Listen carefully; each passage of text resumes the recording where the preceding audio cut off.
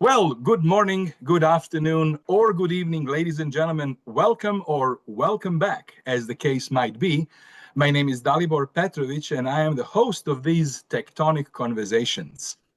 Today, we have a wonderful guest, a wonderful, relevant, timely, useful, and usable topic to cover. I'm super excited. Today, we are going to be discussing Deloitte's latest tech trends 2025, and how timely it is that we are doing this in January 2025 on this fine Wednesday, January 22nd. And I'm absolutely thrilled to welcome back to this channel my friend, my brother from another mother, and a person that I know has the coolest title of almost 500,000 Deloitters around the world, Mike Bechtel, the chief futurist and the lead author of Deloitte's Tech Trends. Mike, it is such a pleasure and privilege to welcome you live. Thank you. Oh, Dalibor, it's awesome to be back, man. The future keeps coming. and that's not meant to be a job security joke as much as a recognition that when we started jamming a few years back on this series, I thought to myself, with any luck, we can make a habit of this. And I think we've succeeded, my friend. Hallelujah. Hallelujah. And for those who are listening in live, we are going to record this session, of course, and I will soon post it on the YouTube channel. But then, for each one of the trends that Mike is going to unveil to us today, we have prepared a deep dive session, which will also be live. So you will see on my LinkedIn, and I would encourage you to go and register for each one of the 6 deep dive sessions that will unfold over the next couple of months. Yeah. Oh, yeah. It'll be a lot of fun. It will be a lot of fun. We will all learn a lot of cool new things. And Mike, maybe where we should perhaps start is if you don't mind me asking, if you can give us a little bit of a who you are and why Sure. should we listen to you. Right. Who's this goofball? Yeah. Well, folks, friends and friends I haven't had the chance to meet yet. So I'm Mike Bechtel, and I serve, as Dalibor said, as chief futurist for Deloitte. Now, what does that mean? Well, I like to say it's not about profits as in prophecy. It's more about profits as in profitability. My team and I, there's about 20 of us or so, we literally and digitally travel the world to make sense of what's new and next in tech. And I think the idea, there's this old quote, William Gibson, right? The noted science fiction author. I remember in 8th grade, I tried to read his classic Neuromancer, and it went well above my head. But I'll never forget, one of the lines I remembered from the very jump was, the future's already here. It's just not very evenly distributed. Yeah. And we take that pretty literally. I mean, it's one thing to hear that, say, NASA could teach a thing or two to a mid-market insurance company. Right? That's intuitive. But I'm here to tell you that there are things happening at mid-market insurance companies that have blown minds at NASA. I've seen, Dalibor, I've seen computer vision and algorithmic insights being built by the Kingdom of Saudi Arabia Tourism Authority. Yeah. That have flipped lids in Silicon Valley. And so at the end of the day, we're cross-pollinators, right? We get around so that we can separate, I think, hype from utility and see where that puck is going. How do you get into that work? My story is it was a meandering path that in retrospect seems really intentional, but if seems to be right. honest, but it was a mix, right? I was an inventor for 12 years, I worked at a large professional services firm in a proper R&D lab, cooking up patented newfangled somethings.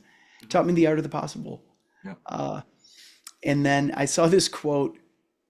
I don't know if I ever told you this story, Dalibor. I saw this quote on Wikipedia, and I'll never know who said it. I just have the IP address triangulated to Cincinnati, Ohio. All And right. yeah, and this anonymous thought leader says, invention is the conversion of money into new ideas. Innovation is the conversion of new ideas into money. And I thought, Oh God, that's good. it's good, right? I mean, I'm gonna write this down. yes. Invention turns money into ideas. Innovation, ideas back into money. And I remember that hit me. And while it didn't directly find me changing careers, over the next couple of years, I co-founded and managed a venture capital firm where we were really focused on not the art of the possible, more like the art of the profitable. And I think it was that mix, Dalibor, Yeah. of the optimism of a geeky inventor cut with the pragmatism of a fiduciary investor. I think that's what in part maybe set me up for this exciting work as a futurist. This is fantastic. And by the way, for the audience that's listening in, this is live. So if you have any questions, please use Q&A function and feel free to submit them as we go. So, True. Mike, this is what a wonderful story. First of all, congratulations on such an illustrious career that you navigated.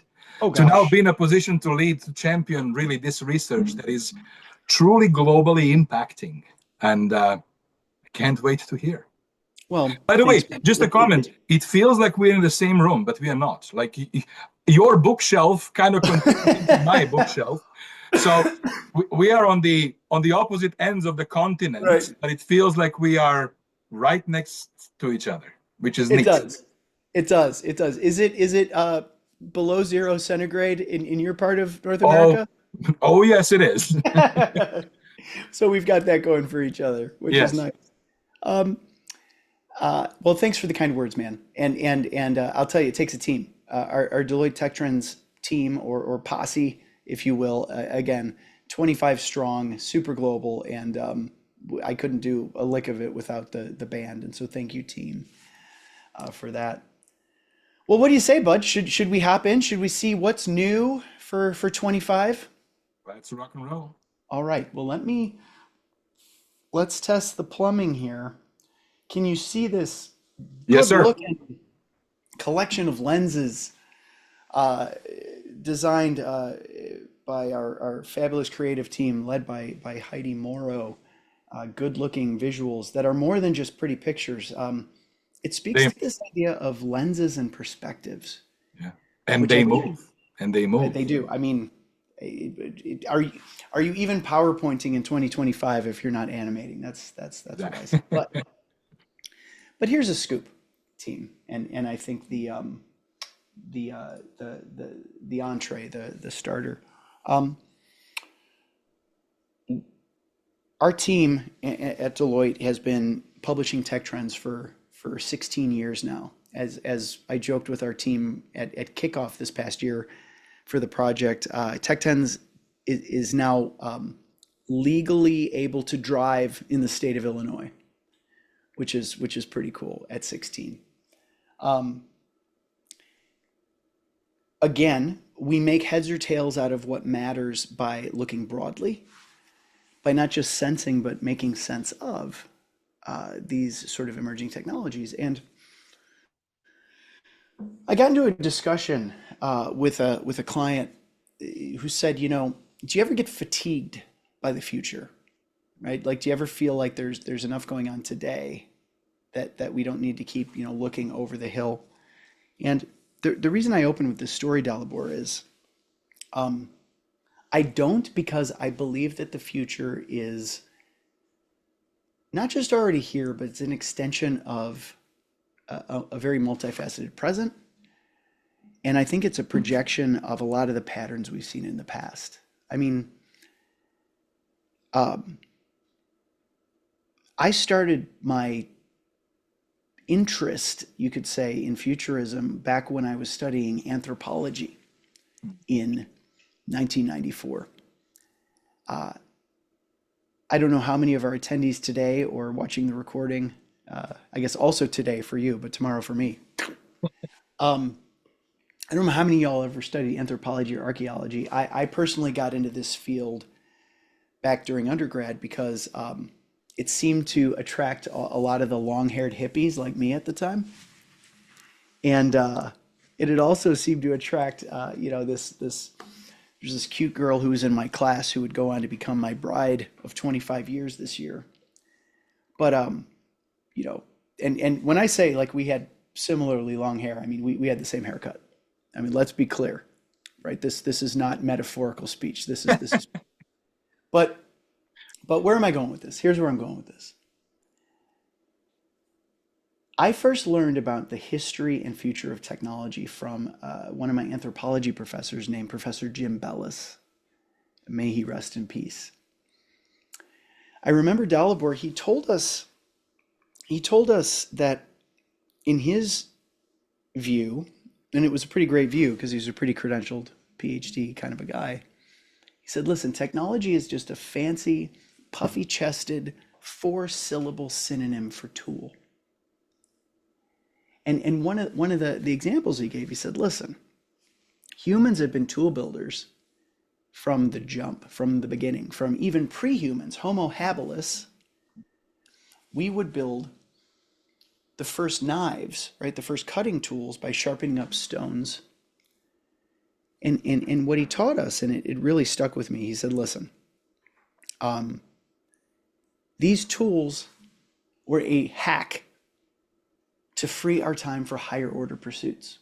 Yeah, exactly. I said, right. I said, like, what do you mean? He said, well, if you're spending less time, procuring and preparing your dinner, you can spend more time telling stories. He says, so fast forward, to about 3,000 years ago, the Sumerians cook up the first written language as a tool. And I said, well, but why for? And he said, well, prior to the first written language, you had to spend all your time memorizing. And if you didn't have to spend all your time memorizing, you could then get busy with still higher order pursuits. I said, like what? He says, well, thanks to the printing press, right, 600 years ago, the good old Gutenberg system, you didn't have to spend your time repeating yourself all the time. You'd say, here, take this, take this, take this, read my book. Well, where am I going with this? As tool builders, from the very beginning, technology allows us to elevate. Every time we automate, turns out we don't panic, we don't lose jobs, we elevate. And so it was around that time in college, I remember I saw a speech by Steve Jobs. He said, it was really cool. He says, he was reading an article in Scientific American that compared the efficiency of locomotion of every mammal. And he was bummed. And Steve Jobs, right? I think he was 12 years old when he's reading this. But he said he was bummed to see that humans finished maybe a third of the way down the list, that we weren't terribly efficient in a miles per calorie kind of an accounting. Yeah. But he says somebody had the insight to measure a human on a bicycle. And it turns out that the human on the bicycle blows away all the other mammals on the list. Absolutely. And he said it occurred to him, it was at that time he realized that humans, even artistic and creative and generative humans, were themselves tool builders, and that in his own parlance, and I love this, buddy, he goes, the computer is a bicycle for the mind. Well, that's another quote I will take. Dude, it's a winner, right? I goosebump every time I think of it. And that's to say, the World Wide Web was a motorcycle for the mind, right? And AI, the toast du jour, it's a rocket ship for the mind. And so when you hear people talking about AI as this unprecedented freakout, this entirely new moment in human history, I think back to Professor Bellis and I think, no, this is the next page in a book we've been writing for 2.5 million years. And when we're tempted to think about human evolution as this, I think we might argue that it's always been more like this, right? It's always been man and machine, human and tool, better together from the jump. And so for those of you who've been part of our Tech Trends journey for the last maybe 6 years or so, you'll recognize work we did with the World Economic Forum where we double clicked on this idea. We showed that almost the entirety of profitable information technology innovation has been a series of evolutions, not random revolutions, and that they've tended to come along these three tracks, right? That human computer interaction gets simpler, that the information layer gets smarter, that the computation strata gets stronger. Yeah. And in our Deloitte Tech Trends, we point out that these three buckets, I was in Santiago, Chile last week. I learned Espanol for bucket, Valdez, that these three Valdez, they endure, but there's always something new in each. And so in Deloitte Tech Trends 25, we're going to tell you a little bit about how spatial computing is showing up as a simpler and more elegant means of bringing the real world itself online, right? Reality coming online. What? Yeah, that's a thing now. We're going to talk about how there's more to life than large language models, and that AI is showing up as a multi-headed superhero. I don't want to say monster. Small language models, multimodal models, agentic models. We'll break that down for you a little bit and show you why that's just the next page and what it means to be smarter. And then on the computation front, what we're seeing is new is that hardware strikes back. That after 15 years of hardware feeling commoditized and like a utility that you make somebody else's problem, thanks to cloud computing, that in fact, hardware is once again eating the world like software did for the last 15 years. But you see, gang, those three trends, smarter, simpler, stronger, they're not worth a lick without these other three buckets, these other three forces. We sometimes call these the grounding forces or the adulting responsibilities. And you know, Dalibor is a technology leadership expert and as an organizational theorist, I mean, you know, probably better than just about anybody I call a dear friend, that none of this is worth a lick unless you get the people and the culture and the processes working. And so the foundations. business, oh man, right? You know, you'd have the fanciest AR, AI, cloud, blockchain thing in the world, but if your people aren't bought in, right, this is not cooking. We call that the business of technology. The cyber and trust side, right? You could have your people on board, but what about those other people, the bad actors, right? Those who would seek to do you harm. The best offense in the world isn't a thing without a strong defense. And so we're always looking at what's new in the world of threats, risk, trust, and protection. And then the bottom right, core modernization. I had a client in Texas 4 years ago. He's like, why do y'all have something definitionally old in tech trends? And the answer is because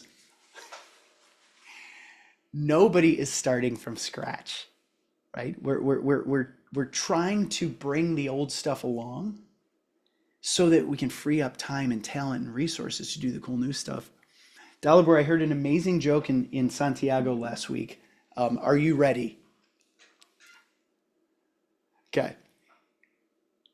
The CTO of a large telco says to me, he says, when God created the earth in 7 days, do you know why it only took him 7 days? And I said, no, I have no idea, sir. He says, because he did not have to deal with legacy application renewal. Oh, you're on mute, my friend. You're on mute. In case you were saying something. I just said hallelujah to that. Right. Hallelujah to that. And Hallelujah. so, and another truism is that the technology we're deploying today, the most modern things we're deploying today, by definition, will be that legacy system for the next generation to deal with, right? I mean, right. And that's humbling to think that we don't live at the end of history and that our kids are going to look at our whiz bang service architecture something something and say, "Oh, I can't believe we have to unravel these hairballs," right? Yeah, exactly. And so this idea, folks, this prologue, we spend time and material time on this because time realizing that even the most newfangled things are actually just pieces of a puzzle we've been putting together forever and will be. It inoculates us against short-termism. It vaccinates us against this hubristic thought that we live at the end of history, right? And so when we show something like this, it's not us saying, trust us, we're professionals. It's us saying that much like, 2018 found us trying to wrestle with newfangled zaniness like digital reality or, reimagining the technology core, like here we are 7 years later and a lot of this stuff happens again. Not because history repeats, but because it rhymes, right? So from prologue to log, as it were, let's talk about each of this year's trends in some detail. The first one, spatial computing taking center stage. So this is an interesting space. There's something about the human-computer interaction layer that lends itself to, I think, skepticism. I mean, Dalibor, where are you on your augmented and virtual reality journey? Do you have one headset, 3 headsets, 0? Actually, 3.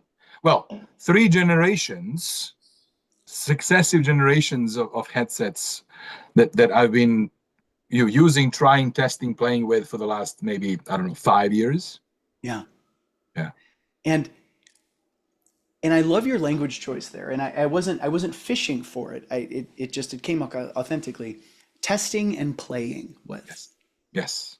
Because I think for the many of us who've immersed ourselves in, say, a Meta Quest or an Apple Vision Pro or an HTC device, pick your stuff. There's this tendency to first look at it as really neat tech, and then you realize actually it's a really neat toy. Like these are the best experiences in games ever. I'm more of a Beat Saber guy. My son Bennett is more of a Gorilla Tag enthusiast. Both highly recommended. And I asked him, I'm like, "What's Gorilla Tag?" And he was 10 at the time. He goes, "It's tag with gorillas." Who can argue? Hello, like, right? Right. Whatever, oldster. Who's the futurist now? Anyway, from tech to toy, and then a bit of a Jeffrey Moore chasm, and then the recognition that this stuff can be a tool. Yeah. From tech to toy, from toy to toy. What a beautiful, poetic way to describe it. Exactly. Well, yeah, and Dalibor, what's wild is, pardon me, it's not just about the headsets. In Deloitte's unlimited reality practice, one of the things we're starting to see is that while a high resolution, high depth of field, high field angle headset is the premier first class experience for taking in spatial sort of interfaces and as we like to say here at Deloitte, getting beyond the glass, right? Beyond the rectangle. A lot of the actual work and in turn a lot of the actual value is coming at the data layer.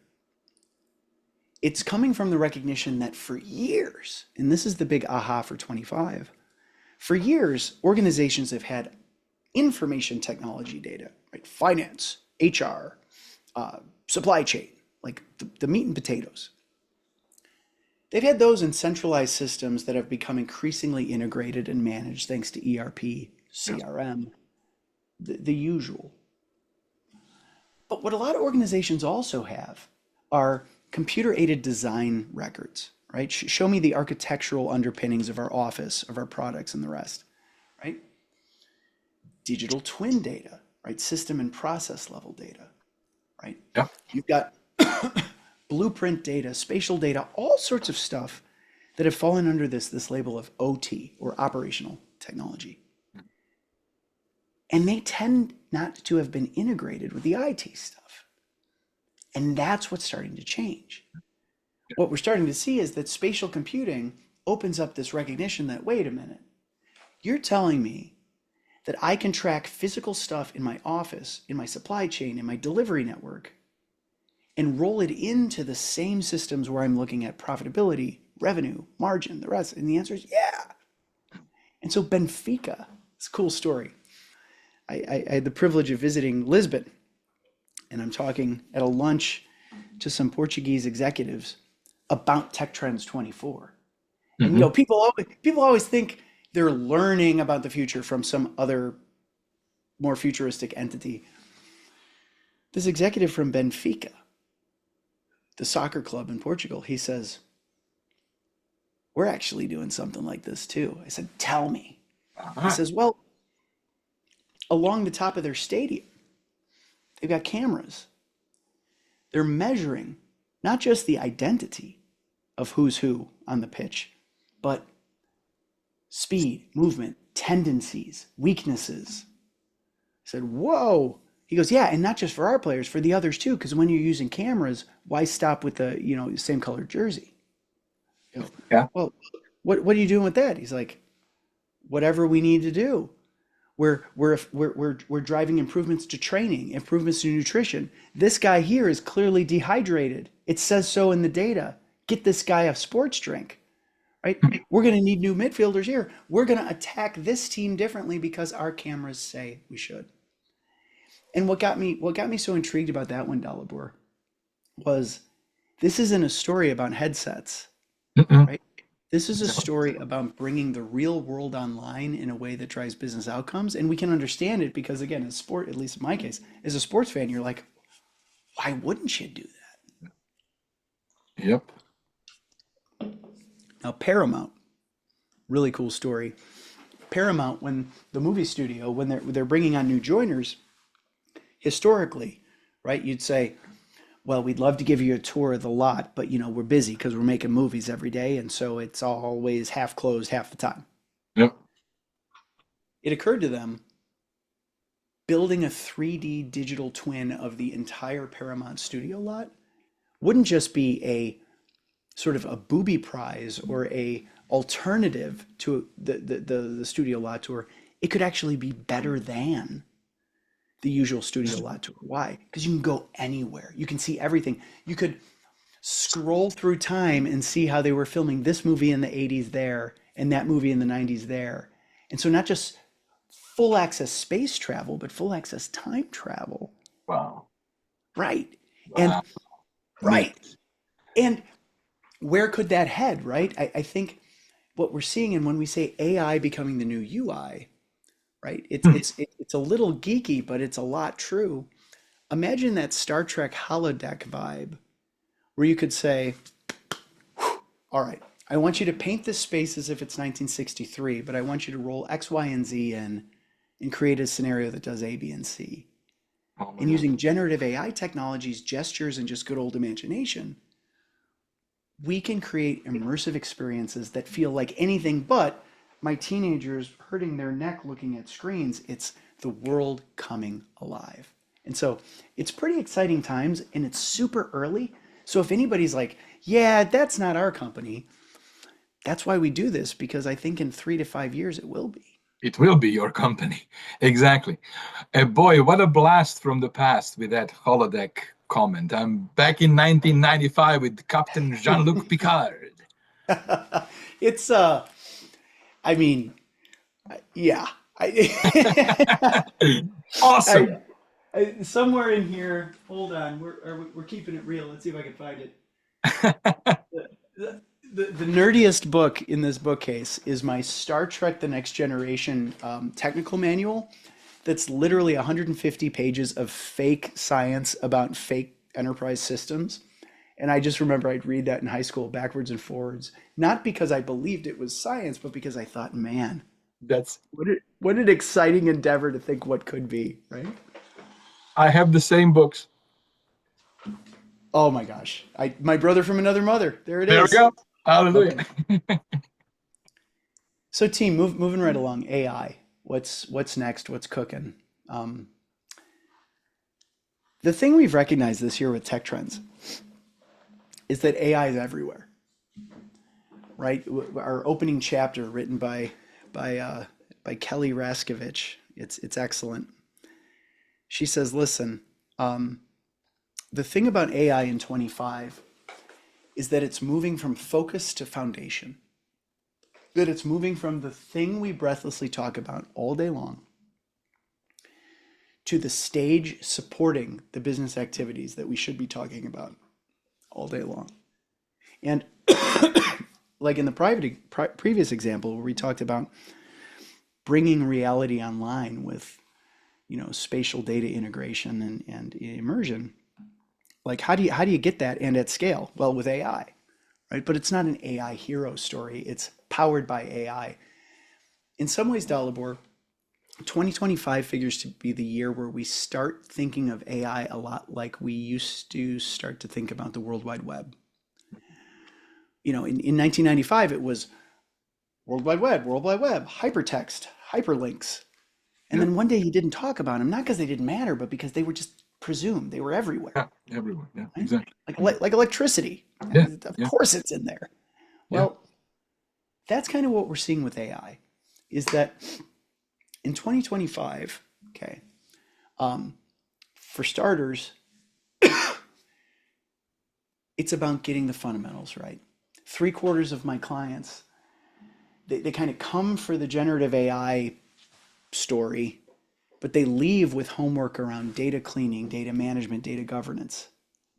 Because you can't do this stuff unless you have your digital and data house in order. Yeah. And so much of what's really going on, like if any of you right now are feeling FOMO that you're not AI'd up enough at work, rest assured, most people aren't. And they're spending their time getting their data silos integrated. They're turning what a friend of mine down in Texas calls turning data mistakes into data lakes. And generally speaking, preparing for utility. Now, when we say different horses for different courses on what's new, here's what this means. 2023 was the AI pre-Cambrian explosion, right? That's when everybody and their sister was just freaking out and have you Yeah. seen this thing and it paints pictures and it writes poems and oh my God, it's coming for roles and jobs and 2024 was a lot of mass experimentation, right? Departmental credit card swipes to get a license that maybe you should have, maybe not, we're not sure. Playing and learning. 2025 is like full tilt commit. And what we're seeing is that full tilt commit is different from what we thought it might have been a couple of years ago in three big ways. One, it's not all about LLMs. Mhm. There are only so many instances where you need a Yeah. genius PhD level omniscient super intelligence on the other side of the chat window. Yeah. Yeah. So what a lot of our clients and ecosystem partners, right? The Salesforces, the ServiceNows, you name it. Yeah. What a lot of these people have told us is, listen, we're building small language models. They're smart, but they're not smarter than they need to be, right? They're focused on what they do, like call center issue management or supply chain or logistics optimization, travel agent services.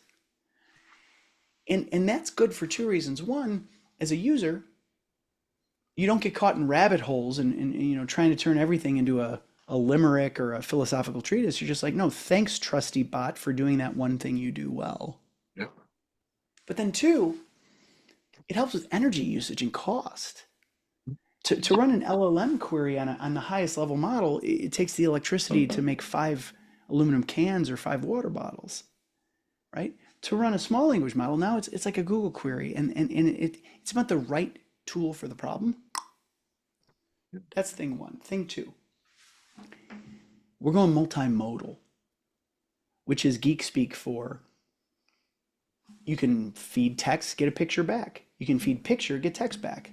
Give a picture, ask questions about it in text, and get music back, right? Create video and things that are extra sensory, right? We were talking to some industrial clients who can see ultraviolet signatures or infrared signatures coming off systems and roll that into the assessment of whether or not it's safe for the engineer to walk near that machine. And so I think this idea of sort of all 5 senses and more being engaged is fresh. And then thing 3, agents. One of the most discussed and I might hazard least intuitively understood movements afoot right now is this idea of agentic AI. And have you, just to break it up a little, buddy, like have you been hearing a lot of people Oh yes, absolutely. tripping about that? Oh yes, absolutely. And there is well, just like what you would expect, the term is used loosely to describe what people think it is. There Yeah, is, I think, so yes, the chatter is everywhere. right. I would love to hear actually how do you define it? Um, Sure. No, sure, man. And thank you for that. A good 3 years ago, in some of our further out futures work, we imagined a world that we at that time called ambient user interfaces or ambient experiences. And people looked at us sideways because it's a weird term, but to make it less nerdy, we said if you remember the old UK television program Downton Abbey, mhm, yeah, there was yeah, yeah there was this guy Lord Grantham, turn of the Edwardian Victorian kind of era, and he had this staff of butlers and valets and chauffeurs and cooks and the rest, and he didn't say um, put shoes on my feet, shine them this much, right? Tie my bow tie this angle, sandwich for lunch, ham, no pickles. He would simply say, like, I'm going to town. And the staff, they knew their role, they knew their jobs. They would kind of orchestrate and federate with each other to get Lord Grantham to town. Now, minus the historical classic, classist overtones, this is what we're starting to see with AI agents. The idea that, okay, I'm going to Cleveland, right? That my collection of little silicon sidekicks know what that means. They know who's who in the digital zoo, and they can figure out what they need to do to create the outcome that's requested. And I think that's what's so very exciting is that this isn't just exciting for travel to Cleveland. This is exciting for legacy application renewal because now you can say, can you figure out that hairball of COBOL code on that AS400 and come back to me for a plan for fixing it, and better still go ahead and fix it? And imagine if you have 25 intelligent agents in there, some doing forensics, some doing code review, some doing XYZ. Like a team you trust, we might be soon getting to the point where a collection of bots that you trust can do pretty darn good work with reasonably little in the way of micromanagement. yeah. This is superbly exciting and scary at the same time, as everything new that comes to humans, I think, first is, right? I mean, imagine a Teams chat, a Zoom call, etc., where an increasing number, right, more than one of the attendees are bots. Yeah. And that being a feature, not a bug, right? Yeah. We're many of us are familiar with the transcription bot, right? Yeah. That entity's made its appearance over the last 12 months. Yeah. We saw a client that had a sort of an inclusivity bot that would gently and in a non-obnoxious way remind you when you're not leaving enough space for others to talk. Or maybe so-and-so hasn't talked yet and could use a little facilitation to feel more included. And I thought to myself, goodness gracious, this seems to be where it might be headed. Yeah. Now, Wow. moving right along. Our third trend this year on the computation front, hardware eating the world. This is a nod to Mark Andreessen's famous comment about 14 years ago. He wrote a bit of a manifesto for Andreessen Horowitz. He said, software is eating the world. And what he meant at the time was this was the rise of SaaS, software as a service. This was the rise of cloud. It was the rise of distributed rideshare apps and the largest hotel company in the world not having any physical hotels, right? The thought that everything worth our time and attention and treasure was going to be bits and pixels and apps and not concrete and physical stuff. Well, we're starting to see that pendulum swing back. Specifically,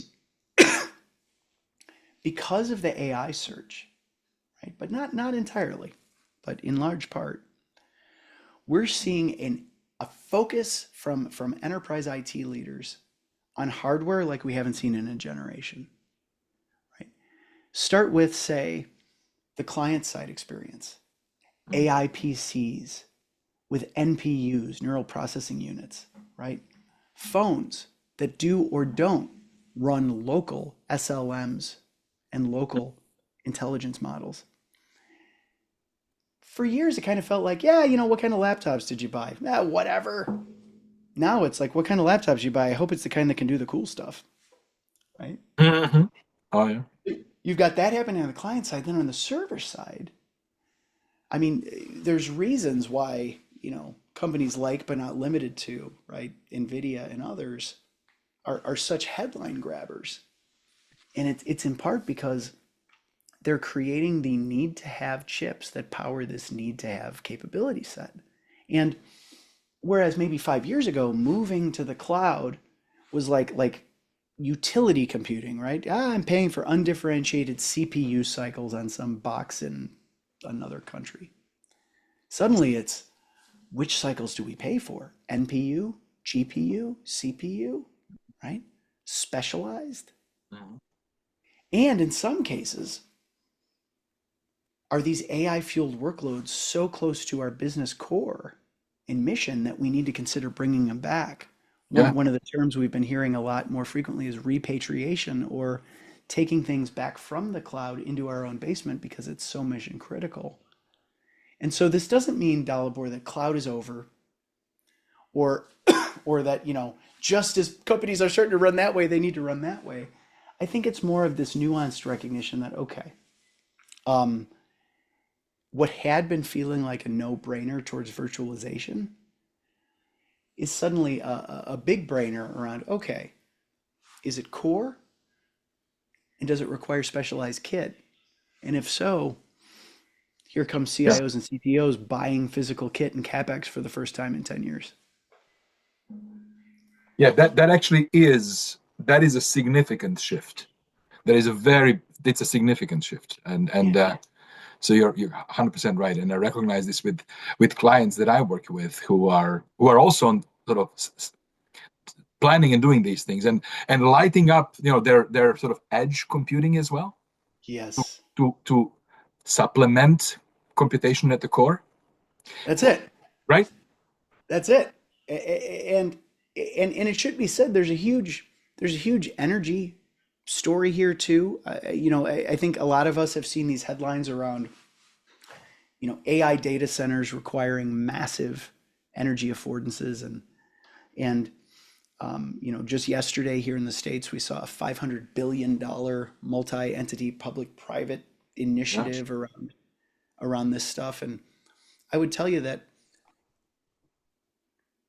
it reminds me of something that, it gets a little geeky, but I think it's interesting.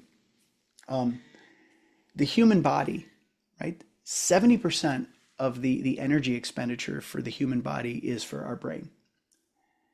And if any of you have ever used a fitness tracker, right? You go out for a run and you think like, that's it? Like I moved from burning 800 calories to 920 with all that running. And it's like, yeah, your brain uses so much of the juice. Well, I think a lot of smart people are starting to show us that to build to build an electronic brain worthy of a whole civilization, right? It stands to reason that it requires a lot of juice. And so the nice thing about it is that all that electricity usage is forcing advancements in nuclear fission and potentially even nuclear fusion that a lot of people had been kicking the can on, thought might be a 30-year story. There's a lot of smart people saying it might be the next 2 or 3, Yeah. which is exciting. And then there's a robots angle. In the interest of time, I won't go too crazy on that other than to say for years, right, a lot of us have been saying, like, we were promised robots. When do we get the robots? And I was at CES 2 weeks ago, Dalibor. Yeah. You know those little dog, those Yeah. quadruped rope, those things used to cost 100 grand. There's a company who will sell you one now for $1,600. Are you And serious? so, Really? yes, yes. And the utility, I don't know, is dubious. But what isn't are companies like Mitra out of Silicon Valley that are realizing that merely very useful supply chain logistics robots that could lift, a ton of materials dynamically, thoughtfully, put the rarely used stuff in back, the frequently used stuff in front, Yeah. and defragment a warehouse in the same way that your computer defragments the hard drive automatically. Yeah. That world of computer science coming to physical robotics is here now and is going to be a bigger and bigger part of the story. Defrag. Another blast from the past, man. Yeah, right. With every year, I'm less of a geek and more of a geezer. Uh, Oh so, God. so the three grounding forces, the adulting, as Yeah. it were. Um, I think what we're seeing is really the kind of the headline story in IT teams right now, and in on the mind of the CIO and CTO is this recognition of if not us, who? Mhm. That that Yeah. the IT departments at clients around the globe are finding themselves in a position of a favored and spotlighted position because what we're showing as I think IT organizations around the world is armed with AI, right? We can do the work of 10 with one, right? Yes. We've got people who are generating code of a quality and quantity unknown. And it's large part because they're using, collaborative AI tooling Yeah. to do so. And and I think, I won't burn too many calories on with this audience talking about, hey, AI, have you heard of it? It can help your efficiency. Of course it can. But I think what we're seeing is, and this is the aha moment, that IT teams are showing, I think, the business that this isn't a license to shrink. It's a challenge to grow. Because the last year and a half has been a whole lot of stories around, with robots doing peer code review, we can have less developers. What we're seeing a lot of our smarter clients are saying is no, no, no. With robots doing things like development and code, we can free our precious human Yeah. people or humans to work on higher order tasks. Yeah. Back to that picture at the very beginning with the stones and the Sumerians, companies that have strategic backlogs, right? Companies that have higher North Stars, mountains beyond mountains, they're going to want to have those people to tackle them. They're not going to be able to shrink their way to success. And so I think when we talk about IT Amplified, what we're seeing is it's an exciting opportunity for technology to say, listen, not only are we not a cost center, but we're not going to stand for AI powered automation to be a license to skinny up. This is going to be a license to expand our remit and do more strategic things now that some of the sharpest people in the company are able to. Yeah. What have you seen in that regard, pal? I mean, have you seen some of your clients turning the corner towards sort of elevation as opposed to cost minimization? The So I think that the larger organizations that have the capacity, and some freedom to maneuver are Yeah. absolutely right on that path. I think that the automation of menial tasks, manual, like that to the great part has been the focus of the last year. Yeah. And I think that now we are entering this growth mode, growth mindset. Yeah. And I think that clients that are more sophisticated are well on their path. So, That's and it. of course, the IT is now IT now seems to be truly married, integrated. I'm not going to say married at the hip, but integrated in to the business, other business functions. And I see them, I see the sophisticated organizations are integrated, collaborating, and doing exactly what you described. Moving Right. off from how do we do this cheaper to how do we actually rocket fuel the Yeah. opportunity that is in front of us. I think that's it. And there's it's shining a light, I think, Dalibor, and something we'll be looking into a lot here in 25 and into 26. It's shining a light on companies that have ambition and imagination, Yeah. and it's casting a shadow on companies that are not. Yeah.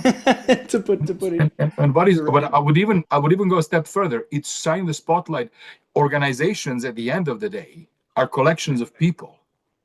Right. It's shining the spotlight on those people on those organizations that have people who are, you know, That's it. growth, optimistic, curious, That's it. intentional.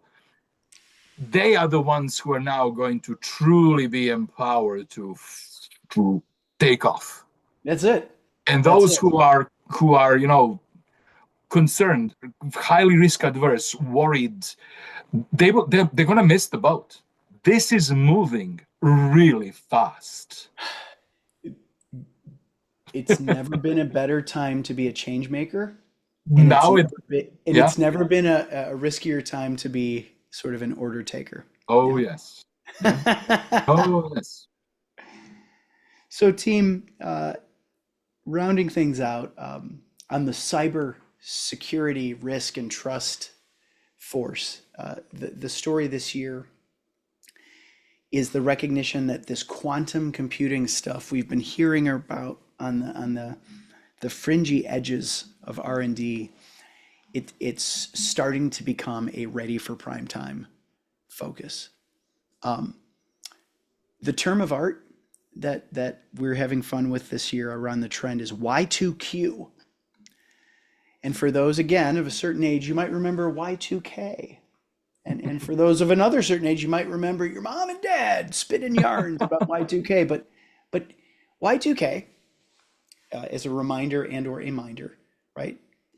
It was this big freak out in the Yeah. late 90s because, oh my goodness gracious, nobody in 1972 thought about four-digit dates.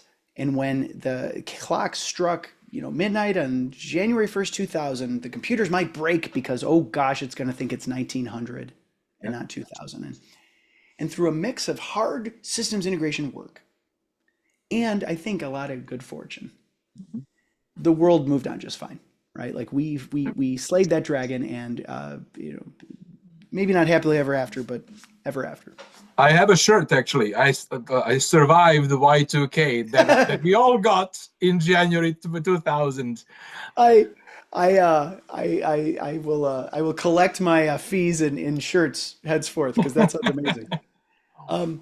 But what I'll tell you, team, is Y2Q. Y2Q is analogous in this way. There is a looming date wherein a cryptographically relevant quantum computer, which is geek speak for a supercomputer, powered by physics, not mathematics, will be able to break all the passwords everywhere all at once immediately. Whoa! Right, and it is. It's a whoa. But the rub is we don't know exactly when it's happening. With Y2K, we had a literal countdown. With Y2Q, the smartest people in the world will tell you it's somewhere between a couple years and a couple dozen years. Well, here's the deal. Duke Ellington, as my dear friend and colleague Bill Briggs likes to say, or likes to quote Duke Ellington. He says, "I rarely need more times. I could always use more deadlines." Right? That's a good one too. Yeah. It's a good one. The thing with Y2Q is, even though it's not necessarily the most urgent thing on any of you cyber professionals' plate, it's a big honking important one. Yeah. Because the baddies, the baddies can take your data today, your crown jewels data, even if it's encrypted, even if they can't read it, they can take it today, they can store it, and then one day when quantum is ready, then they'll read it. And that's not good. And so the work, the actionable work that we can do today is twofold. One, identify your data crown jewels, right? As my friend Deb Golden, our Deloitte Chief Innovation Officer, says, figure out your crown jewels, right? Get those protected. And what does protected mean? Well, in short, it means follow NIST's recommendations, right? The Standards Institute. We know how to protect ourselves from eventual quantum cryptography attacks. It's techniques like lattice-based cryptography that moves us beyond the SHA-256 algorithms and beyond today's sort of elliptical algorithms and creates something that will protect us from the future attacks. Now, somebody asked me, they said, how on earth do you protect from a future weapon that doesn't even exist? And again, looking back to history as a guide, I had a great discussion with a colleague who said, she was telling me about military history. She said, listen, the first bomb shelters were built a good 5 years before the first airplanes and bombs. Because there was an acknowledgement that, oh man, a guided propelled aerial attack is going to require reinforcements and ceilings and surfaces like X, Y, and Z. And that's what we're talking about here with quantum. We can clearly see where this puck is going, right? As my Canadian Wayne Gretzky would have said, head where the puck is going to be, not where it's at. So we know this is going to happen. This will eventually occur, and it might occur tomorrow, actually, but it might occur 5 years from now, or might occur 20 years from now, but it will happen. It's the ultimate better safe than sorry. Absolutely. And I think the trick for cyber professionals everywhere is going to be peeling away the time and attention to do this important work, knowing that there's always going to be a fire drill du jour that's going to feel more urgent in the near term. So gang, final trend, final minute and change. It's this rusty but trusty bucket around core modernization. And I think the story here is actually, it's a big story, but it's briefly told. And the story is this. Companies procrastinate on modernizing their old COBOL-filled AS400, mainframe systems for lots of reasons. It's hard. It's not always glamorous. It's a hairball of complexity, and the people who built that hairball are definitely retired and maybe no longer with us. Yeah. Well, what we're finding is that thanks to low-code, no-code technologies, driven in large part by this AI boom, we can now use natural language to create agents to pop around those systems and forensically figure out what needs updating. And so what's so nice and so powerful about this is it's not entirely on us either, right? We wrote this chapter in close consultation and collaboration with many of our Deloitte ecosystem and alliance partners, right? Talking to people like ServiceNow, talking to people like Salesforce, SAP, Oracle, you name it. And what we're seeing is that the previously nasty work of detailed last meter systems integration and modernization are in many cases now able to be done in plain English, right? Like, hey, I need an algorithm that can find XYZ and build ABC, go. And as we said at the Jump Dalibor, by taking it not to zero effort, but from high effort to low effort, this goes from being kind of a headache that you ignore to something that you can finally get your hands around and move forward on. Yeah. And what we really need to do is to really find a way to tackle it. It's not about removing it, high effort down to nothing. It's about bringing it to a point where it's manageable. That's it. But it's manageable, but it can be done with confidence that it will succeed. It's not going to cost $100 million and topple our company if we fail. Right. Right. From mountains to molehills. I'll take it, Yeah, right? that's it. Yeah, exactly.